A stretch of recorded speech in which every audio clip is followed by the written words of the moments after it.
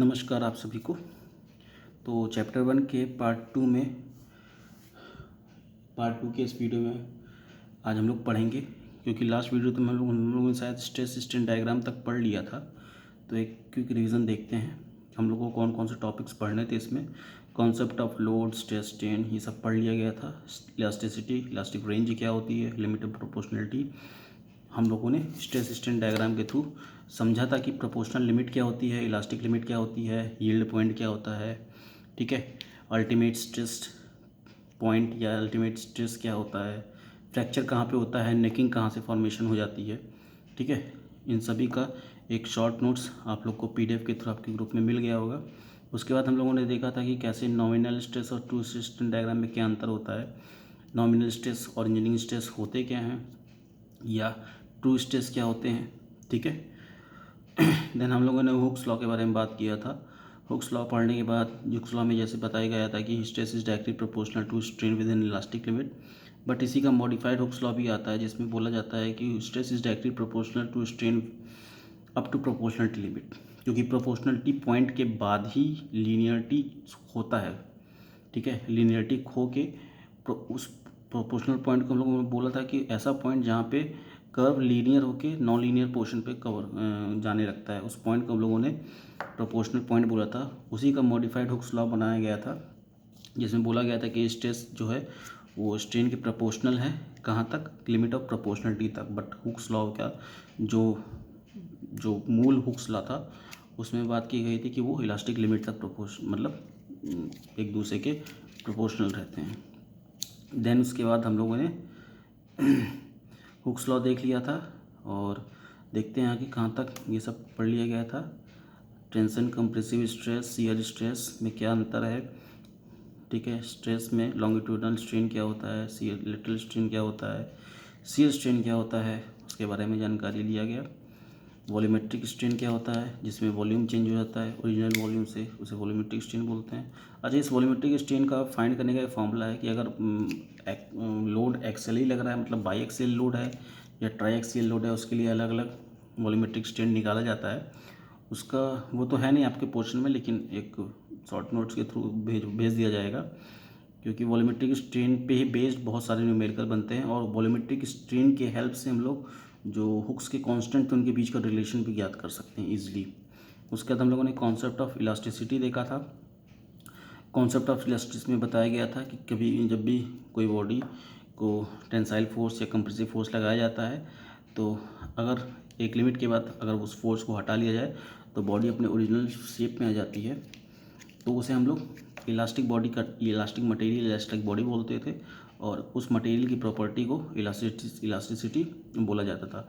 Same ऐसे ही हम लोगों ने प्रोपोर्शनल लिमिट के बारे में बात की थी कि प्रोपोर्शनल लिमिट क्या, स्ट्रेस जैसे से बढ़ा रहे हैं या स्ट्रेन जैसे से डेवलप हो रहा है उसका विरोध करने के लिए जो स्ट्रेस जो डेवलप हो रहा है वो एक दूसरे के डायरेक्टली प्रोपोर्शनल मतलब कि समानुपाती होता है एक पॉइंट तक। उस पॉइंट को हम लोगों ने बोला था कि वो प्रोपोर्शनल पॉइंट है। उसके बाद वो लीनियरिटी जो ग्राफ की लीनियरिटी है वो ग्राफ की लीनियरिटी खोल के वो नॉन लीनियरिटी में आ जाती है और उसके बाद वो इलास्टिक लिमिट को भी क्रॉस मतलब प्रोपोर्शनल लिमिट क्रॉस करने के बाद वो इलास्टिक लिमिट पे पहुंचती है, इलास्टिक पॉइंट पे पहुंचता है ग्राफ, ठीक है। यहाँ पे हम लोगों ने नॉमिनल स्ट्रेस स्ट्रेन डायग्राम देखा था कि एक्चुअल में क्या इंजीनियरिंग या इसी को हम लोग इंजीनियरिंग स्ट्रेस स्ट्रेन डायग्राम बोलते हैं, क्योंकि हम लोग को इंजीनियरिंग के थ्रू ऐसे ही डायग्राम्स को पढ़ाए जाते हैं। बट जो एक्चुअल में होता है वो एक्चुअल डायग्राम आपको ट्रू स्ट्रेस स्ट्रेन डायग्राम के थ्रू बताया गया था, जहाँ पे आपको चीज़ें उतनी आसानी से नहीं दिखती हैं बट होती हैं। उसमें सभी पॉइंट्स होते हैं, प्रोपोर्शनल पॉइंट भी होते हैं, इलास्टिक पॉइंट भी होते हैं, यील्ड पॉइंट भी होते हैं,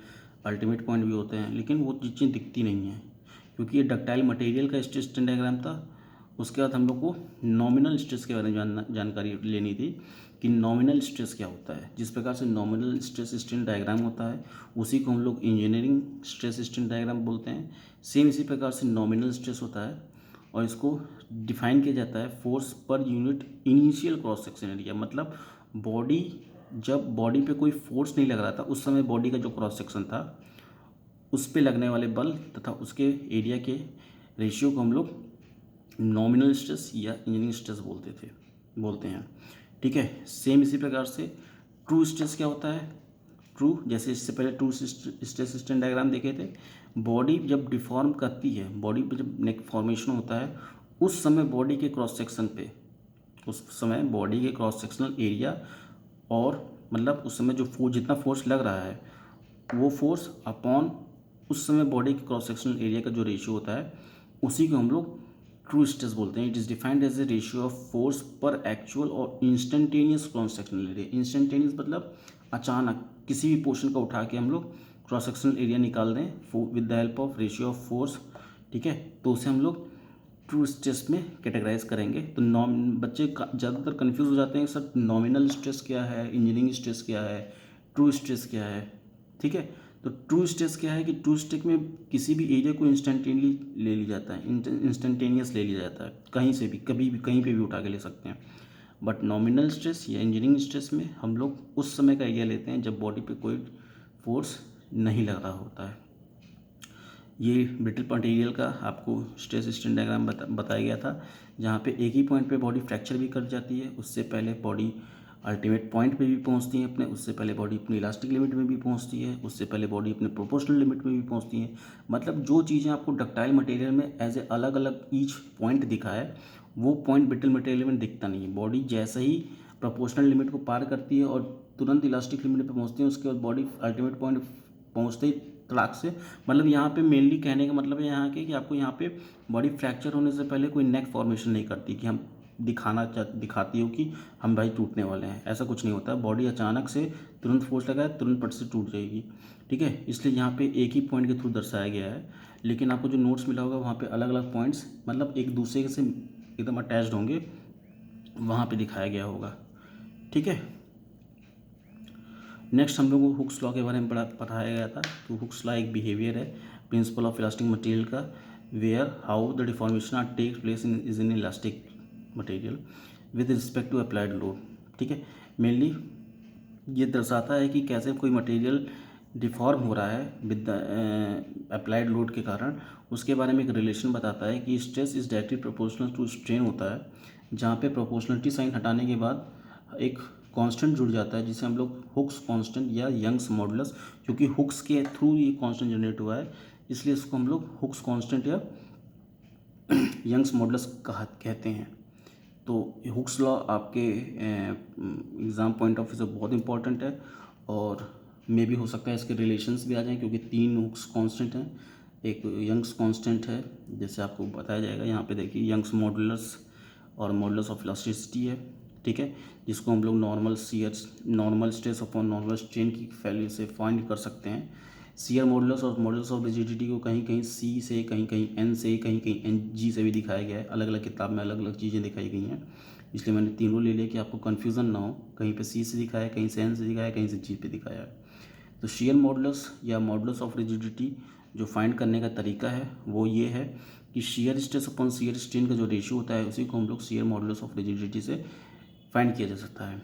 सेम ऐसे ही बल्क मॉडुलस होता है, बल्क मॉडुलस ऑफ रिजिडिटी को हम लोग वॉल्यूमेट्रिक स्ट्रेस, ठीक है, या नॉर्मल स्ट्रेस या डायरेक्ट स्ट्रेस, ठीक है, direct stress upon volumetric strain का जो रेशियो होता है उसे हम लोग बल्क मॉडुलस कहते हैं।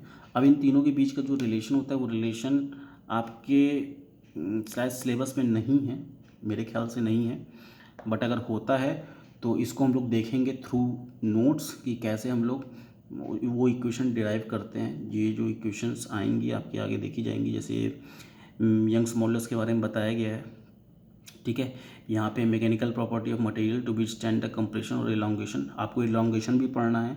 इलॉन्गेशन अच्छा खासा चैप्टर है जिसमें आप लोग को देखो यहाँ पे फिगर के थ्रू बताया गया है कि अगर यंग्स मॉडुलस देखेंगे तो normal stress upon normal strain का जो रेशियो होता है उसी को हम लोग यंग्स मॉडुलस कांस्टेंट बोला गया है। और यहाँ पे जो स्ट्रेस का जो फॉर्मूला आपने डाला फोर्स अपॉन एरिया, और यहाँ पे जो डाला आपने change in length upon original length, ये एल ऊपर चला गया, ये जो वैल्यू निकल के आ गई, ठीक है, ये जो वैल्यू निकल के आ गई ये ई की वैल्यू निकल के आई, मतलब ये यंग्स मॉडुलस की वैल्यू निकल के आ गई। बट इसी में अगर हम लोग डेल एक्स को इधर कर देंगे और ई को इधर कर देंगे तो ये हम लोग इलॉन्गेशन निकाल लेंगे कि बॉडी कितना इलॉन्गेट की है, क्योंकि इलॉन्गेशन में आपको न्यूमेरिकल भी आता है और वहाँ पे फॉर्मूला भी जनरेट किया जाता है एफ एल अपॉन ए ई करके, तो वो जो ये फॉर्मूला वहीं से जनरेट होता है, हम लोग को कुछ करते नहीं, ई को इधर ले आते हैं और डेल एक्स को उधर कर देते हैं, क्योंकि इलॉन्गेशन निकालने का मतलब ये होता है कि बॉडी कितना इलॉन्गेट करी है, बॉडी कितना उसकी लेंथ इंक्रीमेंट हुआ है, उसी को देखते हैं। और वो बॉडी अलग अलग शेप की भी हो सकती है, बॉडी टेपर्ड शेप की भी हो सकती है, बॉडी कॉनिकल शेप की भी हो सकती है, बॉडी हो सकता है प्रिज्मेटिक शेप की हो, मतलब एक समान की हो, एक समान शेप साइज की हो, ठीक है। तो इस प्रकार से हम लोगों ने यंग्स मॉडुलस के बारे में जानकारी ली, जिसे हम लोग ratio of normal stress to longitudinal strain बोला गया है, ठीक है। लॉन्गिट्यूडिनल स्ट्रेन मतलब लेंथ में इंक्रीमेंट हो रहा है, ठीक है। और लेटरल स्ट्रेन के बारे में आपको बताया गया था कि लेटरल स्ट्रेन में मेरा डायमीटर में इंक्रीमेंट होता है, इसकी यूनिट जो होती है वो न्यूटन पर मिलीमीटर स्क्वायर ही होती है। नेक्स्ट आता है मेरा शियर मॉडुलस या मॉडुलस ऑफ रिजिडिटी जिसे बोलते हैं, जिसके अंदर हम लोग शियर स्ट्रेस और शियर स्ट्रेन, जिसे हम लोग शियर स्ट्रेस को टाउ से दिखाया गया है और शियर स्ट्रेन को कहीं कहीं गामा से दिखाया जाता है, कहीं कहीं फाई से दिखाया जाता है। अब वो डिपेंड करता है किस से दिखाया जाता है, लेकिन जो मेरी शियर मॉडुलस की वैल्यू होती है वो भी कहीं कहीं सी से दिखाई जाती है, कहीं कहीं एन से दिखाई जाती है, कहीं कहीं जी से दिखाई जाती है। हर किताब में अलग अलग है, इसलिए आर एस कुर्मी में इन तीनों को एक साथ ही रख दिया गया है, ठीक है। नेक्स्ट मेरी बल्क मॉडुलस है, जिसे हम लोग बोला गया था रेशियो ऑफ नॉर्मल और direct stress to volumetric strain, इसको हम लोग के से दिखाते हैं। इसी का एक इन्वर्सली होता है कंप्रेसिबिलिटी, बल्क मॉडुलस, ठीक है। Bulk modulus is inversely proportional to compressibility, ये एक रिलेशन ये आता है और इस पर बेस्ड न्यूमेरिकल भी आते हैं। हो सकता है रिलेशन ही पूछ लिया जाए आपसे कि बल्क मॉडुलस और कंप्रेसिबिलिटी के बीच में क्या रिलेशन है, तो आपको ये याद होना चाहिए कि बल्क मॉडुलस जो होता है वो इनिशियली या इन्वर्सली प्रोपोर्शनल टू प्रोपोर्शनलिटी होता है। नेक्स्ट ये सब चीज़ें देखो, ये सब चीज़ें थ्योरी हैं, थ्योरी में इतना आपको समझाना नहीं, जो समझाने वाली चीज़ है उसको मैं स्टार्ट करूँगा, जल्दी स्टार्ट करूँगा। जैसे इलॉन्गेशन है, इलॉन्गेशन में कैसे डेरिवेशन निकाला जाता है, ये सब चीज़ें क्या है, ये सब रटने वाली चीज़ें हैं। आपको एक नॉर्मल जानकारी होनी चाहिए कि बल्क मॉडुलस क्या होता है या हुक्स लॉ क्या होता है या हुक्स कांस्टेंट क्या होता है, इनके बीच का रिलेशन क्या होता है। जैसे ये रिलेशन की बात की गई, ये रिलेशन आता है, आता ही आता है, आपको हर एग्ज़ाम में दिख जाएगा, कंपटीशन एग्ज़ाम में कोई ना कोई एक रिलेशन दे देगा, ठीक है। जो हुक्स लॉ, हुक्स कांस्टेंट हम लोग पढ़े थे, यंग्स मॉडुलस, शियर मॉडुलस और बल्क मॉडुलस, इन तीनों के बीच का रिलेशन है ये। म्यू क्या दिखा रहा है, म्यू पॉइजन्स रेशियो है। आपको बताया गया था जब पॉइजन्स रेशियो पढ़ाया गया तो वहाँ पे बताया गया था कि पॉइजन्स रेशियो का यूज़ हम लोग हुक्स कांस्टेंट में करेंगे। कहीं कहीं पॉइजन्स रेशियो को म्यू से दिखाया जाता है, कहीं कहीं 1/m से दिखाया जाता है, तो उसमें घबराने की बात नहीं है, ठीक है। हो सकता है इसी ये रिलेशन की जगह इसकी जगह आ जाए E = 3 के 1 - 2 म्यू ना लिख के आ जाए 1 - 2/m, तो म्यू बोलो या 1/m बोलो एक ही चीज़ है, तो इसमें घबराने की चीज़ नहीं। बस आपको ध्यान होना चाहिए कि म्यू भी लिख सकते हैं पॉइजन्स रेशियो को, और उसको 1/m के फॉर्म में भी लिख सकते हैं।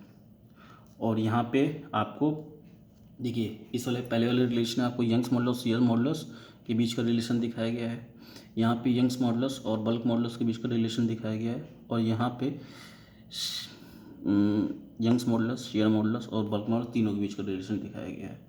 ये तीनों रिलेशन हम लोग पढ़ेंगे जब हम लोग इलॉन्गेशन पढ़ेंगे, परसेंटेज इलॉन्गेशन निकालना, कैसे कोई बॉडी कितनी चेंज हुई है या उसके या बॉडी के शेप के अकॉर्डिंग बॉडी कितनी चेंज होती है, वो सब देखा जाएगा, थ्रू नोट्स ही देखा जाएगा, और जो पढ़ाने वाली चीज़ होगी वो न्यूमेरिकल के थ्रू बताई जाएगी, ठीक है। मेन चीज़ है कि आपको इसमें कुछ छूटेगा नहीं। एक चीज़ और है कि आपका हो सकता है इस चैप्टर में मोहर सर्किल डाल दिया है सिलेबस में, ठीक है। मोहर सर्किल से क्वेश्चन आता नहीं, क्योंकि मोहर सर्किल पढ़ने के लिए आपको मतलब इस चैप्टर को पढ़ने में, अगर मोहर सर्किल पढ़ने को हो गया तो आपको 1-1.5 महीना लग जाएगा मोहर सर्किल पढ़ने में, ठीक है। तो और मोहर सर्किल बहुत कॉम्प्लिकेटेड भी होता है, उसमें सर्किल के थ्रू रेडियस लेके उसको डायग्राम बनाया जाता है, सिग्मा अलग अलग उसके लिए होता है, ट्राई एक्सिल बाई एक्सिल के लिए होता है, तो वो आपके सिलेबस में है नहीं, मतलब सिलेबस में है लेकिन आता नहीं है, बट अगर पढ़ना चाहो तो जैसा डिमांड करोगे उसे पढ़ा दिया जाएगा, उसमें कोई प्रॉब्लम नहीं है। बट मोहर सर्किल हम ये चाह रहे हैं कि कोई टाइम वेस्ट ना हो, क्योंकि टाइम ना मेरे पास है ना आपके पास है, ठीक है। तो वही चीज़ें पढ़ो जो आती हो, जैसे आपको इंजीनियरिंग ड्राइंग में पढ़ाया गया था वही चीज़ें पढ़ाई गई जो आती हैं, सेम ऐसे ही चीज़ यहाँ पे भी करना है, जो आती है उसी को पढ़ो, और उसके बाद नेक्स्ट पढ़ने का मन होगा तो फिर आइए, कहीं बैठा जाएगा, बैठ के पढ़ा जाएगा, उसके लिए कोई प्रॉब्लम नहीं है, ठीक है। तो अभी के लिए इतना ही रखते हैं, और आगे हम लोग पॉइजन्स रेशियो के बारे में बात किए थे, ratio of lateral strain to longitudinal strain, ठीक है। लेटरल स्ट्रेन क्या होता है, लॉन्गिट्यूडिनल स्ट्रेन क्या होता है। लॉन्गिट्यूडिनल स्ट्रेन के बारे में बताया गया था कि जब उसके लेंथ में चेंज आएगा तो उसे लॉन्गिट्यूडिनल स्ट्रेन बोलेंगे, अगर उसके डायमीटर में चेंज आएगा तो उसे लेटरल स्ट्रेन बोलेंगे। डिनोटेड बाय म्यू और एम, ये सब चीज़ें बता दी गई हैं आगे। उसके बाद आता है प्रूफ स्ट्रेस। प्रूफ स्ट्रेस क्या है, अभी तक हम लोगों ने नॉमिनल स्ट्रेस पढ़ा, इंजीनियरिंग स्ट्रेस पढ़ा, ट्रू स्ट्रेस पढ़ा, लेकिन प्रूफ स्ट्रेस क्या है। तो प्रूफ स्ट्रेस में जब भी कोई बॉडी 0.2% से कम इलोंगेट होती है, 0.2% से कम इलोंगेट होती है, तो वो प्लास्टिक डिफॉर्मेशन दिखाती है। और उस दौरान बॉडी पे लग रहा जो स्ट्रेस होता है उसी को हम लोग प्रूफ स्ट्रेस बोलते हैं। The stress indeed needed to produce 0.2% of plastic deformation. Plastic deformation कितना, 0.2% से कम या 0.2% से, मतलब या तो 0.2% हो या 0.2% से कम हो, उस दौरान जो स्ट्रेस नीड होता है उस स्ट्रेस को हम लोग प्रूफ स्ट्रेस बोलते हैं। It is the point eight which particular degree of permanent deformation और ऑकर्स। ठीक है, एक ऐसा पॉइंट जहाँ पे परमानेंट डिग्री डिफॉर्मेशन होना स्टार्ट हो जाता है। ठीक है, उस पॉइंट के दौरान जो लगने वाला स्ट्रेस है उसको हम लोग प्रूफ स्ट्रेस बोलते हैं। It is important to determine the value और level of stress that can be applied before material yields और change its shape and size. वही चीज़ें बोली गई जो आगे समझाई गई हैं, बस इसमें मेनली देखा जाता है कि 0.2% डिफॉर्मेशन के लिए जो स्ट्रेस की जिस स्ट्रेस की ज़रूरत होती है, क्योंकि होता क्या है, कभी कभी बॉडी डिफॉर्म नहीं करती है या डिफॉर्म ऐसा कर देती है, अचानक से कर देती है। जैसे आप लोग स्ट्रेस स्ट्रेन डायग्राम पढ़ोगे तो स्ट्रेस स्ट्रेन डायग्राम में बॉडी क्या करती है, इलास्टिक लिमिट के बाद अचानक से यील्ड पॉइंट तक पहुंच जाती है। अचानक से होता है ये, ठीक है, इतना रैपिड होता है कि आपको पता नहीं चलेगा। तो यही चीज़ वहाँ पे भी बताई गई है, यहीं पे भी बताई गई है कि बॉडी कभी कभी अचानक से ऐसा हो जाता है कि दिखती नहीं है, तो उस समय बॉडी की जो रिक्वायरमेंट होती है डिफॉर्मेशन के लिए, उसमें 0.2% ऑफ डिफॉर्मेशन लाने के लिए जो भी स्ट्रेस की ज़रूरत होती है उस स्ट्रेस को हम लोग प्रूफ स्ट्रेस बोलते हैं। नेक्स्ट होता है वर्किंग स्ट्रेस। वर्किंग स्ट्रेस क्या है, ratio of maximum stress. Maximum आपको बताया गया था स्ट्रेस स्ट्रेन डायग्राम में, जो पॉइंट ई था जो अल्टीमेट स्ट्रेस को भी डिनोट कर रहा था, उसके वो स्ट्रेस और फैक्टर ऑफ सेफ्टी के बीच का जो रेशियो होता है उसी को वर्किंग स्ट्रेस या अलाउेबल स्ट्रेस बोलते हैं। देखो ये सब पॉइंट्स चुन चुन के लाया गया है, क्योंकि कंफ्यूज होते हैं, हम भी कंफ्यूज हुए थे। वर्किंग स्ट्रेस क्या है, प्रूफ स्ट्रेस क्या है, ठीक है। तो वर्किंग स्ट्रेस कोई अलाउेबल स्ट्रेस होता है, बोला जाता है, और ये अल्टीमेट स्ट्रेस और फैक्टर ऑफ सेफ्टी के बीच का रिलेशन होता है। ये रिलेशन से बहुत से क्वेश्चन आए हैं, आपके कंपटीशन में क्वेश्चन आए हैं इस पर, कि फैक्टर ऑफ सेफ्टी और वर्किंग स्ट्रेस के बीच का रिलेशन होता है ये, या वर्किंग स्ट्रेस को निकालने के लिए क्या फॉर्मूला आता है। ठीक है, नेक्स्ट फैक्टर ऑफ सेफ्टी क्या होता है, क्योंकि आपको वर्किंग स्ट्रेस के बारे में पता चल गया लेकिन फैक्टर ऑफ सेफ्टी के बारे में नहीं पता है। तो फैक्टर ऑफ सेफ्टी होता क्या है, it is the ratio of ultimate stress और वर्किंग स्ट्रेस। इससे पहले जो फॉर्मूला पढ़ा था उसी का वही चीज़ कर दिया कि अल्टीमेट स्ट्रेस और वर्किंग स्ट्रेस के बीच का रिलेशन होता है। ये तो किताबी ज्ञान हो गया। फैक्टर ऑफ सेफ्टी होता क्या है, मेन प्रॉब्लम ये है कि फैक्टर ऑफ सेफ्टी को कैसे डिफाइन किया जाएगा। तो एक सिंपल लैंग्वेज में जान लो, जब भी किसी मशीन पार्ट की डिज़ाइन की जाती है तो एक फैक्टर ऑफ सेफ्टी लेके चला जाता है। जैसे आपको क्लास के में बताया गया था कि चेयर के थ्रू बताया गया था कि मान लीजिए इस चेयर की maximum load bearing capacity 50 kg है।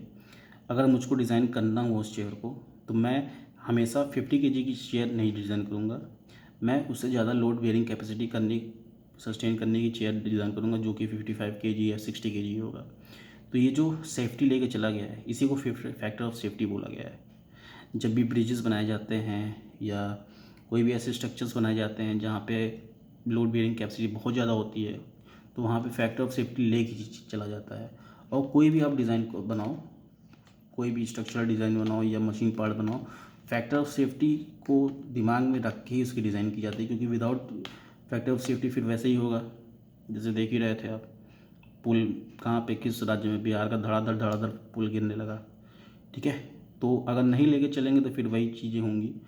तो इसके बाद डक्टाइल मटेरियल के बारे में बात किया गया था कि ratio of ultimate strength and working stress के रेशियो को फैक्टर ऑफ सेफ्टी कहते हैं। लेकिन ब्रिटल मटेरियल में ये चीज़ें क्या हो जाती है, क्योंकि ब्रिटल मटेरियल में अल्टीमेट स्ट्रेंथ दिखता तो नहीं है, यील्ड स्ट्रेंथ और वर्किंग स्ट्रेस के बीच का जो रेशियो होता है वो factor of safety in bitter material कहलाता है। इसकी कोई यूनिट नहीं होती है फैक्टर ऑफ सेफ्टी एक वर्किंग, क्योंकि आप ऊपर देख ही रहे हो, ऊपर भी स्ट्रेस नीचे भी stress, ultimate state, working stress, stress cancel out, dimensionless. Quantity नहीं बोल सकती है। एक फैक्टर ऑफ सेफ्टी एक फैक्टर है, एक न्यूमेरिक वैल्यू है। ठीक है, तो इस वीडियो में इतना ही रखा गया था। और वीडियो बढ़िया लगी होगी तो वही चीज़ कमेंट कीजिए। कमेंट जितना करोगे उतना हमको समझ में आएगा कि वीडियो को बनाना है आगे कि नहीं बनाना है। ठीक है, जितना कमेंट कर सकते हो कीजिए, फालतू के कमेंट नहीं, एक ऐसे कमेंट जिससे मोटिवेशनल मिले, चीज़ों को और अच्छे रिसर्च के थ्रू बताया जा सके आपको। ठीक है, मेनली कमेंट करने का मतलब ये है कि आप लोग जागरूक हो, पढ़ रहे हो कि नहीं। ऐसा नहीं कि वीडियो बस बनाए जा रहे हैं आप पढ़ाई कर नहीं रहे हो। ठीक है, कमेंट का मतलब ये होता है। ठीक है, नेक्स्ट पार्ट में मतलब हम लोग जो भी स्टार्ट करेंगे इलॉन्गेशन ही स्टार्ट करेंगे, तो इलॉन्गेशन के बारे में बात की जाएगी।